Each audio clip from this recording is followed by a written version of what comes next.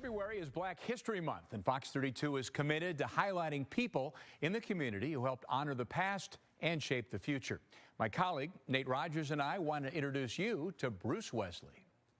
That's absolutely right. Today we're talking with Bruce Wesley. His father, Alvin, created Wesley Shoes in Hyde Park back in the 1970s. It's now the oldest African-American owned shoe store in the U.S. Joining us now, Brother Bruce Wesley. Bruce, how are you, sir?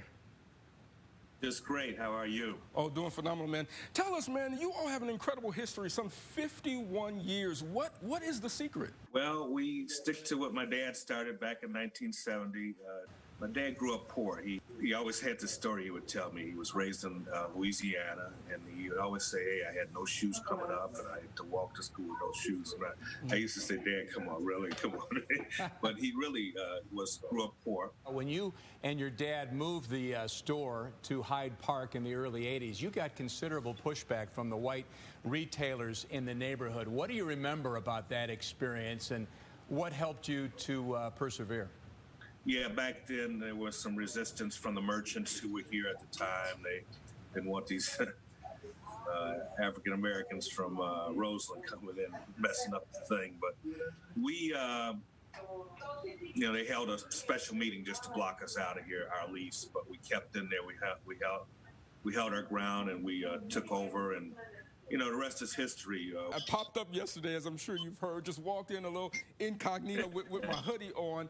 Every time a customer came in, the sales associates, you all know your customers by name. You all talk about their children, their high school and college experiences. Talk about why customer service is so important. We strongly believe if you have, you can't cheat on your feet. You've got to have the proper footwear to keep you comfortable. And then we also do it with a fashionable taste. So. And I got to ask you, you've had a lot of famous customers over the years, probably no one more famous than the former First Lady Michelle Obama, who was a regular. Did you actually help her out? What was that experience like? Were you nervous? Oh. No, she was just a regular. We treated her like everybody else back then. She was just a regular customer and very pleasant, I tell you that. And, she came in with her family quite a bit, and even her mom, she shopped with us. I mean, the whole family's been with us for years. That's awesome. And Bruce, you just won a big award, I understand, right? 13th in the country overall for independent shoe sellers? Yeah, we were very proud of that. We were ranked by the industry as 13th best independent shoe store in the country, and we were ranked #1 independent in Illinois.